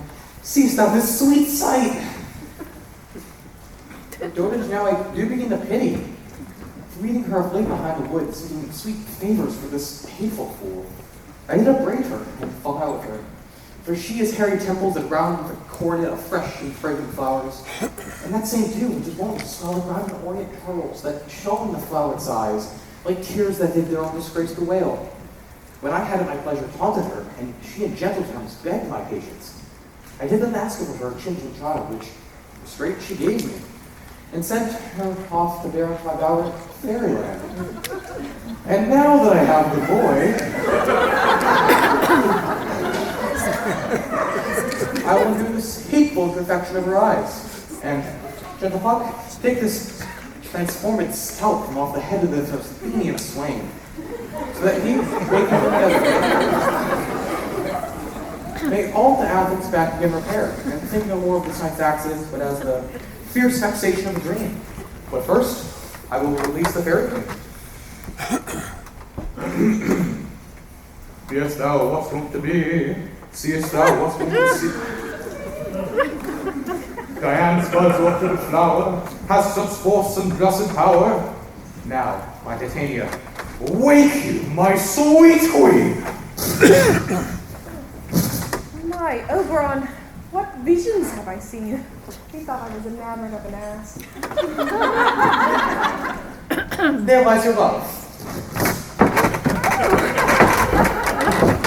How came this to pass? Oh, how my eyes loathe his visit now.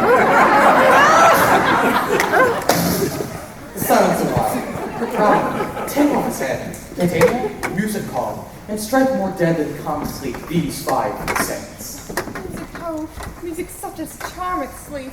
When thou wakest with thine own fool's eyes peep. Come, my queen, take hands with me, and rock the ground whereon these sleepers be. Now that when I are new in amity, and will tomorrow midnight solemnly dance into Theseus' house triumphantly, and blessed to all fair prosperity, there shall these faithful lovers be wedded with Theseus, all in jollity. Fair king, attend the monk. I do hear the morning lark. Then, my queen, in silent, sad trip we after night's shade, we the globe can compass soon, swifter than the wandering moon. Come, my lord, and I'll cut. How it's raining, son. That I sleeping here is found with these mortals on the ground.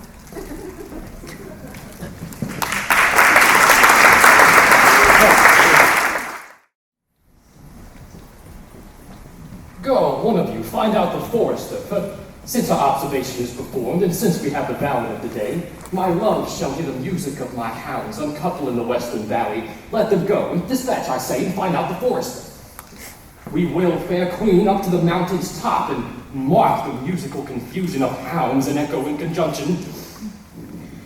I was with Hercules and Cadmus once, when in a wood of Crete they bade a bear with hounds of Sparta. Never did I hear such gallant chiding, for besides the groves, the skies, the fountains, and every region near, seemed all one mutual cry. Never had I heard so musical a discord, such sweet thunder. Well, my hounds are bred out of the Spartan kind, so sanded, so fluid, and their heads are hung with ears that sweep away the morning dew. Crook-kneed and dewlap like the Salian bulls. Slow in pursuit, but matched in mouth like bells, each under reach. A cry more tunable was never hollowed to in Sparta, in Crete, in Thessaly. Judge when you hear. But soft, what nymphs are these?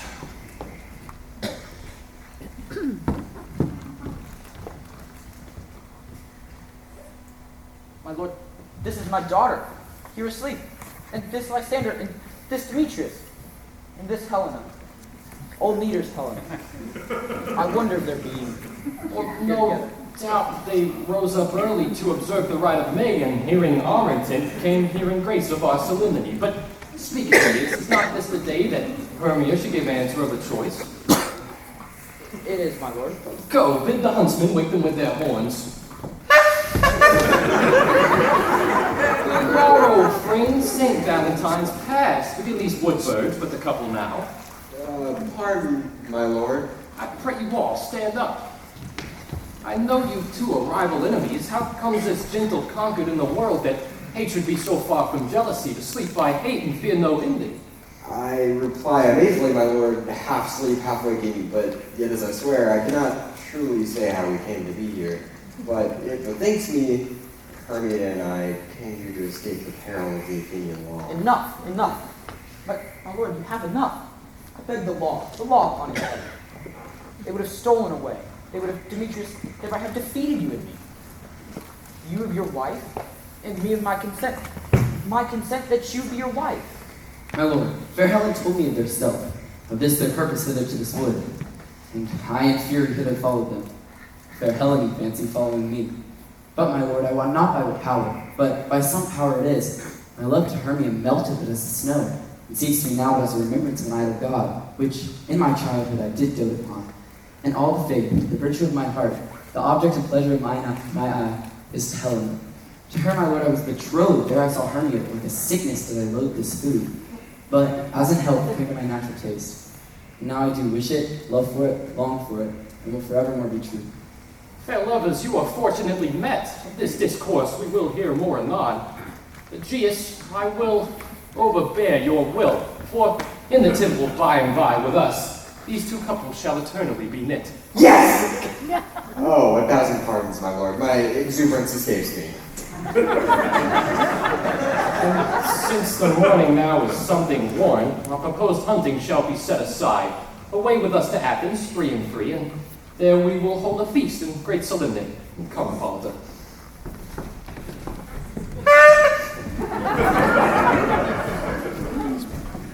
These things seem small and undistinguishable, like far-off mountains turned into clouds. So methinks I see things seem parted eye, but everything seems double. So methinks I found Demetrius like a jewel, mine own and not mine own. Are you sure that we are awake? It seems that we sleep, we dream. Was the Duke not here and bid us follow him? Me and my father. And Hippolyta. And he did bid us to follow the temple. Why, when we are awake, let us follow him and recount our dreams.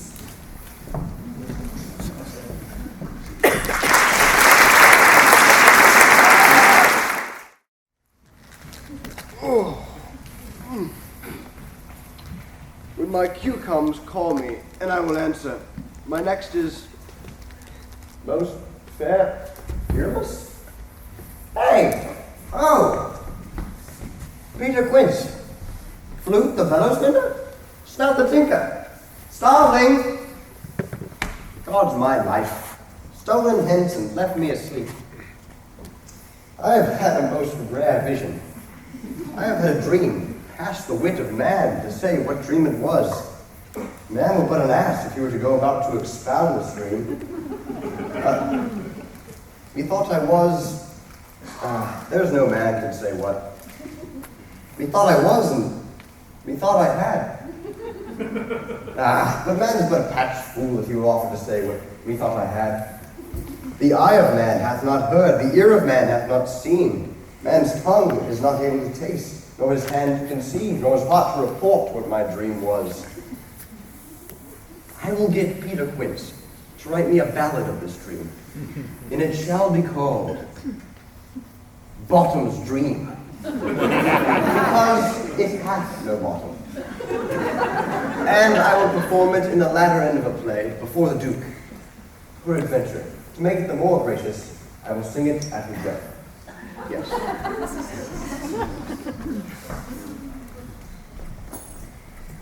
Have you sent to Bottom's house? Is he come home yet?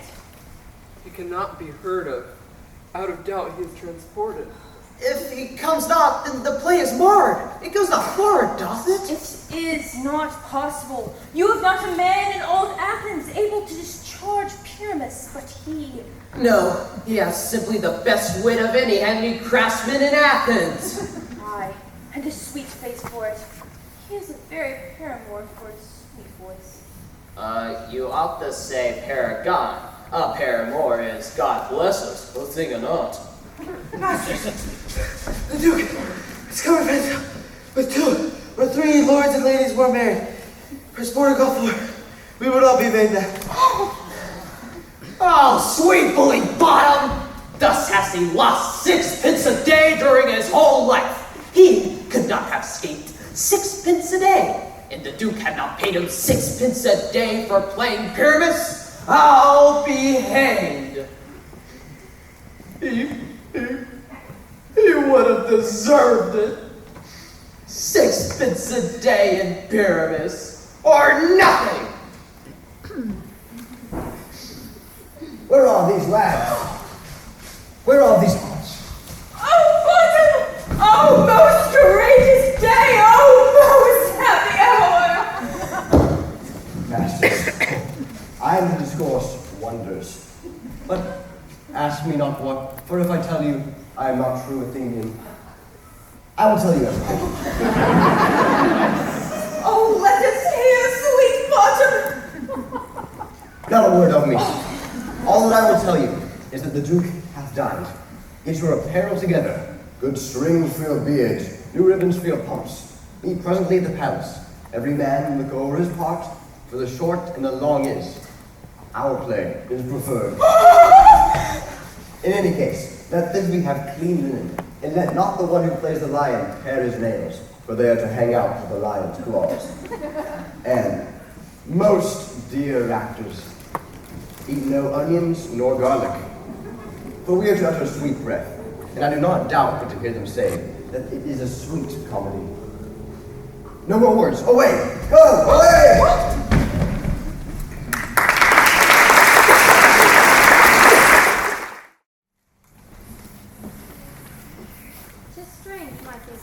That these lovers speak of.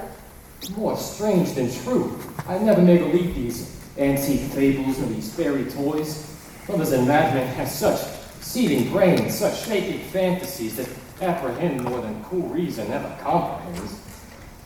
The lover, the lunatic, and the poet are of imagination all compact. One that sees more devils than vast hell can hold, that is the madman. While the lover, all is frantic, sees Helen's beauty in a brow of Egypt, and the poet's eye, and finds frenzy, doth glance from earth to heaven and from heaven to earth. But its imagination bodies forth the forms of things unknown. The poet's hint turns into shapes and gives to every nothing a local habitation and a name. Such tricks have strong imagination that if it were but to apprehend some joy, it must comprehend some bringer of that joy. Or, in the night, imagining some fear, how easily a bush supposed to bear. But all the story of the night told over, and all their minds transfigured so together, more witnesseth than fancied images, and grows to something of great constancy, howsoever strange and admirable. Ah, here come the lovers, full of joy and mirth. Joy, gentle friends, and fresh days of love accompany your hearts.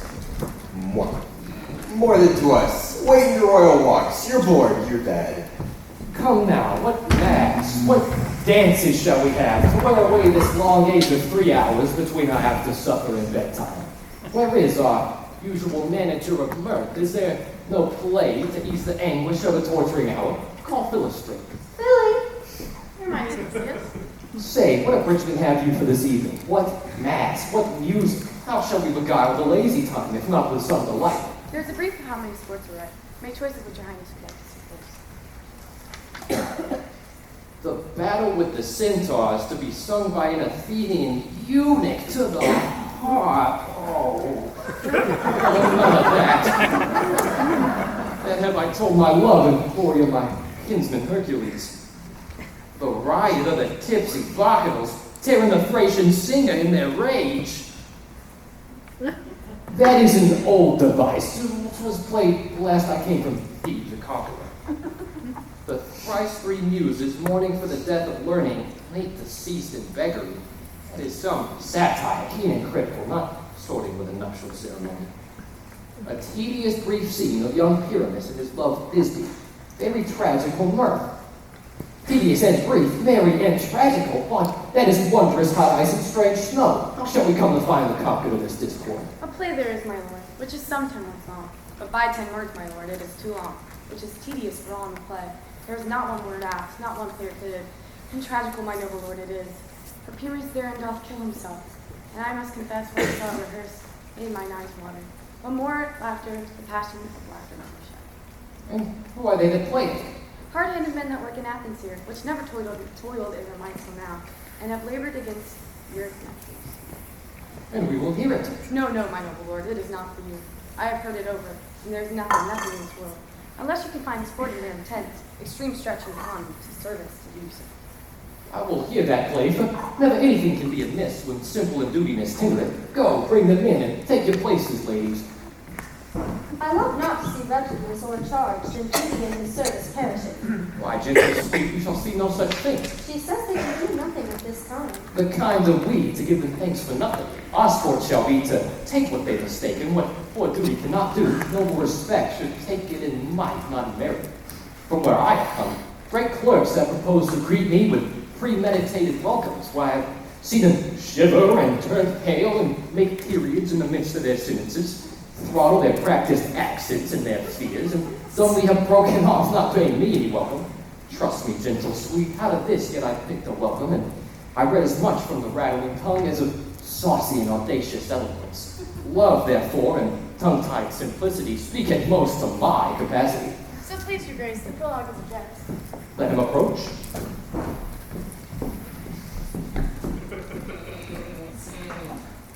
If we offend, it is with our goodwill, that we come not to offend, but with goodwill, to show our simple skill that is the true beginning of our end. Consider them, we come but in despite. We do not come as minding to content you. Our true intent is, all for your delight, we are not here, that you may here repent you. The actors are at hand, and by their show you shall know all that you are like to know.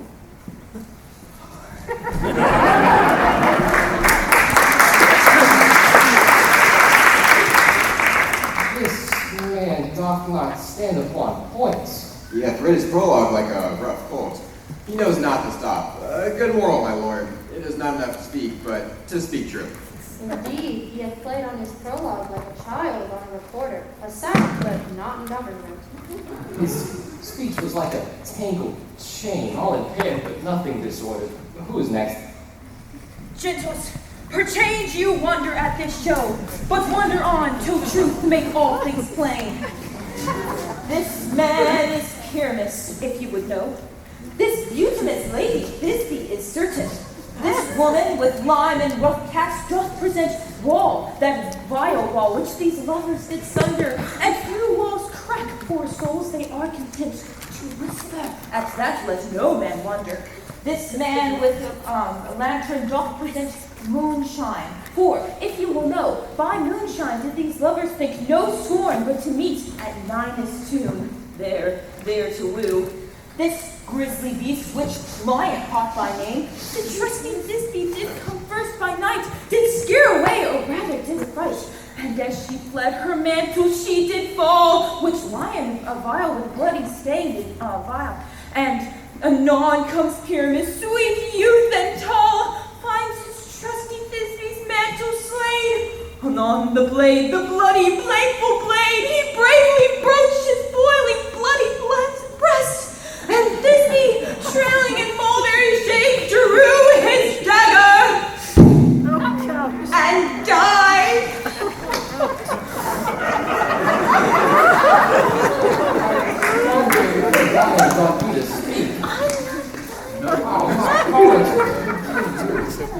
For all the rest, let lion lovers wall and moonshine plain, for here in this great hall they do remain.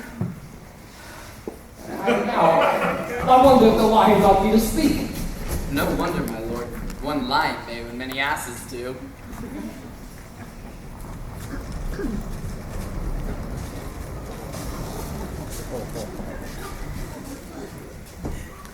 In this same interlude it doth befall that I, one snout by name, present a wall, and such a wall as you may think we lack, had in it a crannied hole or crack, to which the lovers, Pyramus and Thisbe, did whisper often, very secretly, this loam, this rough cast, and this stone doth show, that I, in that same wall, the truth is so.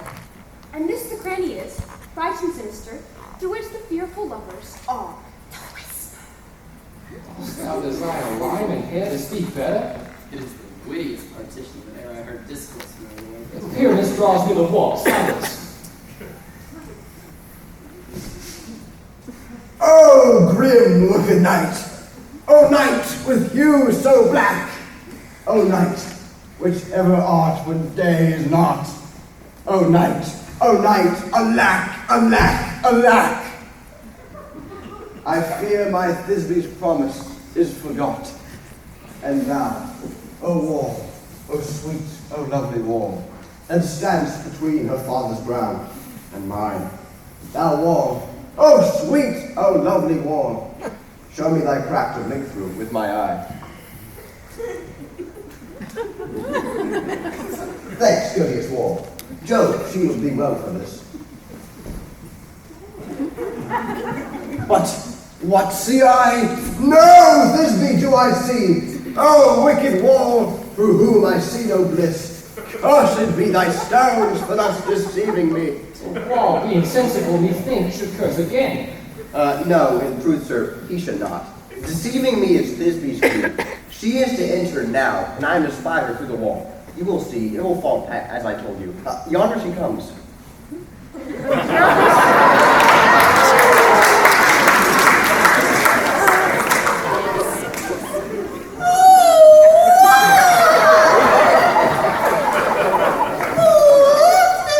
Hast thou heard the moans for parting my fair parents and me? My cherry lips have often kissed my stones with lime and hair, lift up in thee. I see a voice.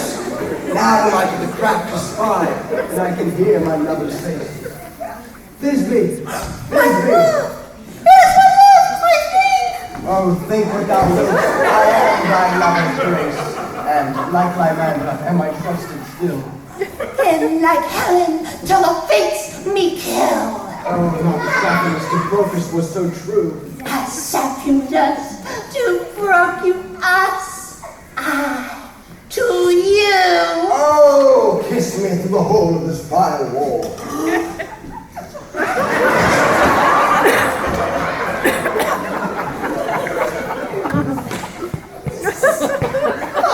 I kissed the wall's hole, but not your lips at home. Oh, wilt thou at Henny's tomb meet me straight away?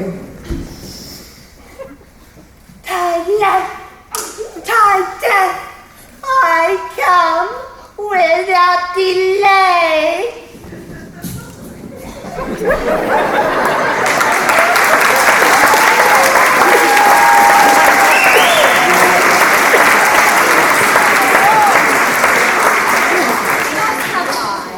Wall, my part discharged so, and being done, thus wall, away doth go. Thus wall, away doth go.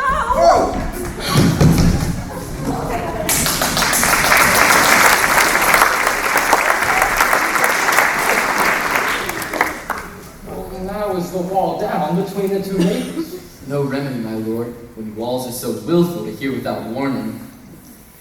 This is the silliest stuff I have ever heard. The best in this kind of but shadows, and the worst of no worse if imagination amended. It must be your imagination then and not theirs. If we imagine no worse of them than they of themselves, they may pass for excellent men. Here come two noble beasts, the man and the lion. You ladies, whose gentle hearts do fear the smallest monstrous mouse that creeps on floor, may now perchance both quake and tremble here. When lions rough and wildest rage doth roar, then know that I, as snug the joiner am, no lion's fell, nor else no lion's dam. For if I should as lion come in strife into this place, 'twere pity on my life. A very gentle beast and of a good conscience. The very best of the beasts that e'er I saw, my lord. Yes, this lion is a right fox for his valor. True, and the goose for his discretion. Not so, my lord, for his valor cannot carry his discretion.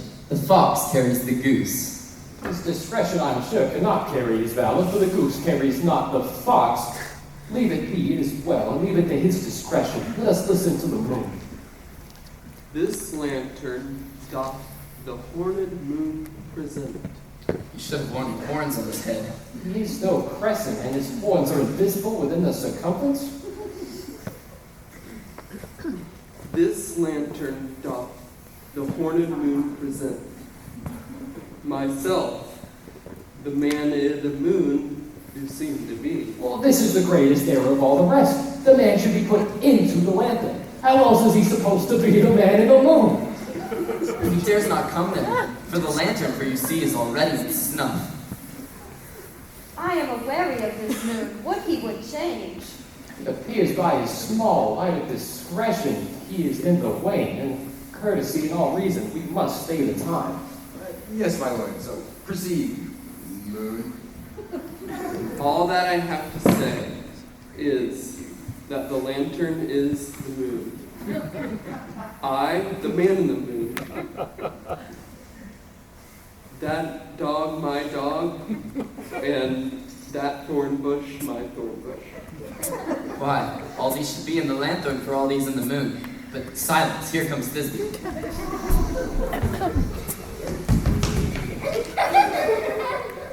This is old Ninny's tune. Where is my love? Roar!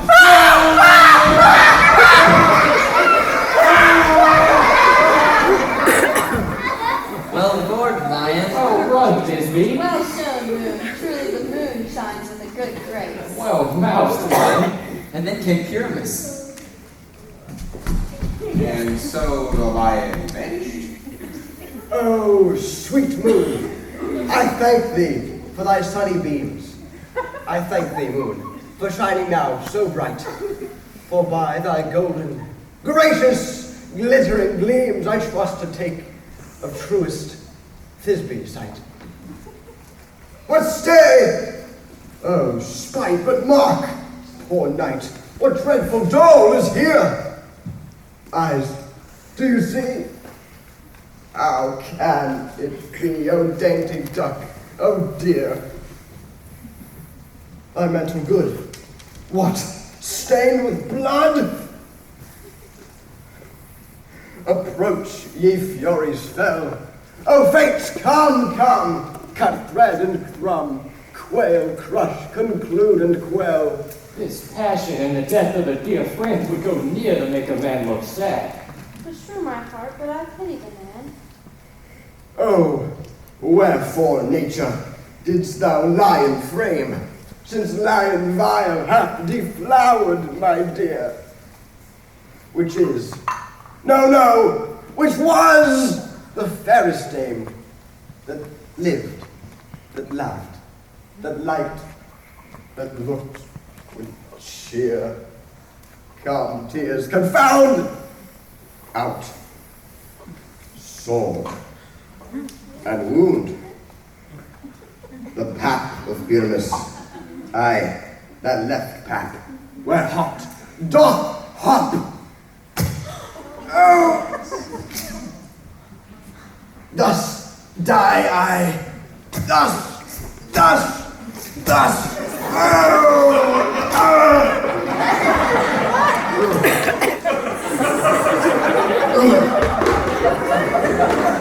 Now am I dead. Now am I fled. My soul is in the sky. Tongue, lose thy light. Moon, take thy flight. So die.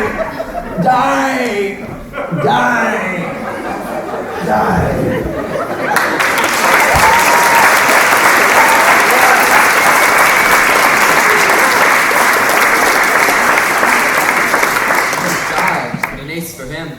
He is but one. Less than an ace, less than a man, for he is that he is absolutely nothing. With the help of a surgeon, he might yet recover and prove an ass. How chance Thisbe find her lover if moonshine is gone? She will find him by starlight. Oh, here she comes. Her passion is the flame. Methinks she should not use a long one for such a Pyramus. I hope she will be brief. Moat and turn the balance. Which Pyramus, which Thisbe is the better? He for a man, God bless us. She for a woman, God bless us. She had clearly spied him already with those sweet eyes. And Thus she means Vidaliket. Asleep, my love? What? Dead? My dove? Oh, Pyramus, arise!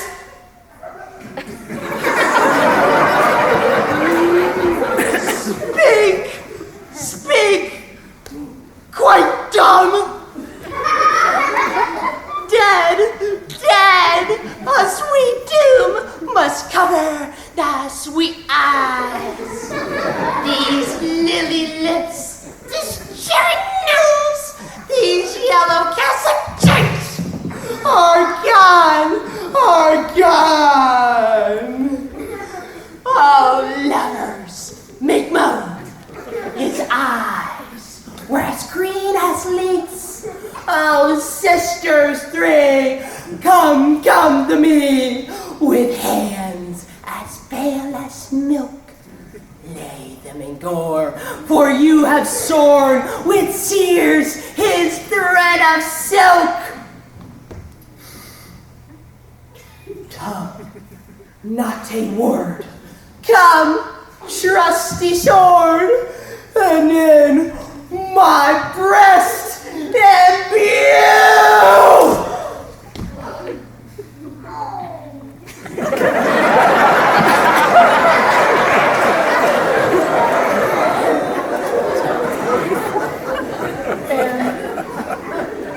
Farewell, friends. Thus Thisbe ends. Adieu!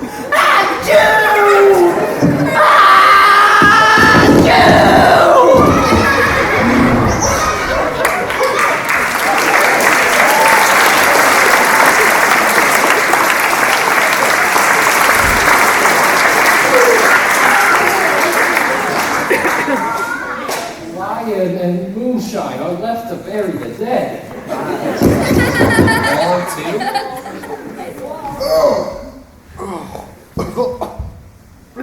No, I assure you. Ooh, that wall that separated their fathers is down. Now, sir, would you like to hear an epilogue, or else have a burgomask dance between two of our company? No epilogue, I pray you. The play needs no excuse, never excuse. When the players are all dead, none to be blamed. Marry, if he that writ it were to play Pyramus and hang himself in Thisbe's garden, then it would be a fine tragedy. And it is a notably discharged, but your burgomaster, leave your epilogue.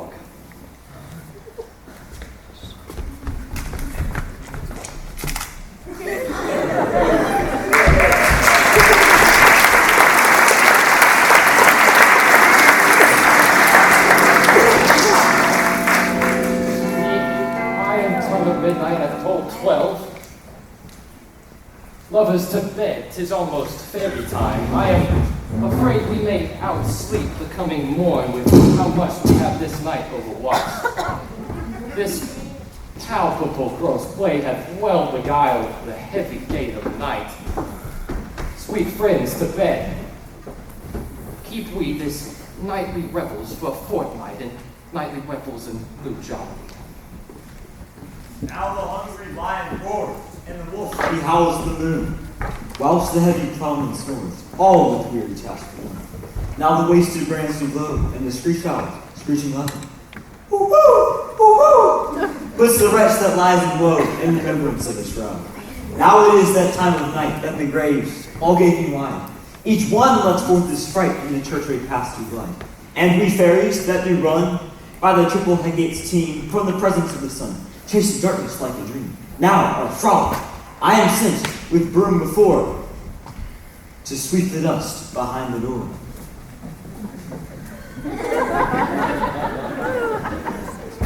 Through the house, give glimmering light by the dead and drowsy fire. Every elf and fairy sprite, Pop is like this bird from briar, and this ditty unto me, sing and dance trippingly. First rehearse your song by rote, to each word of warbling note. Hand in hand with fairy grace will we sing and bless this play. Hit it, Andy!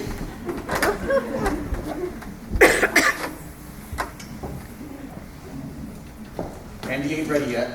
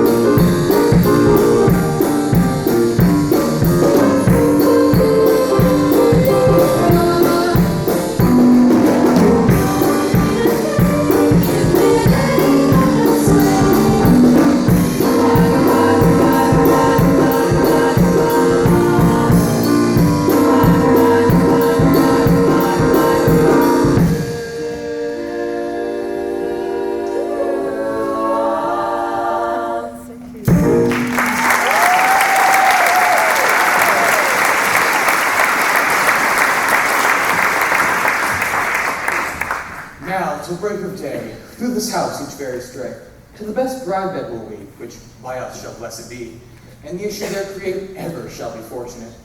So shall these couples three ever true and loving be, and so shall the blots of nature's hand shall not in their issue stand, never mole, hairlet, nor scar, nor marks prodigious, such as that our despised nativity shall upon their children be. With this field do consecrate, every fairy, take his gate, each several chamber bless, through the palace with sweet peace, and the owner of it blessed, ever shall in safety rest. Trip away, make no stay, meet me all ere break of day.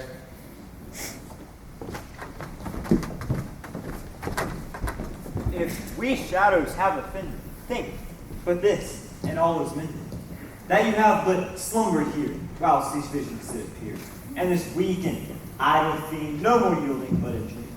Gentles, do not reprehend. If you pardon, we will mend, and, as I am an honest Puck, if we have unearned luck, so to speak the serpent's tongue, we will make amends ere long, else the Puck a liar call. So, good night unto you all. Give me your hands if we be friends, and Robin shall restore amends.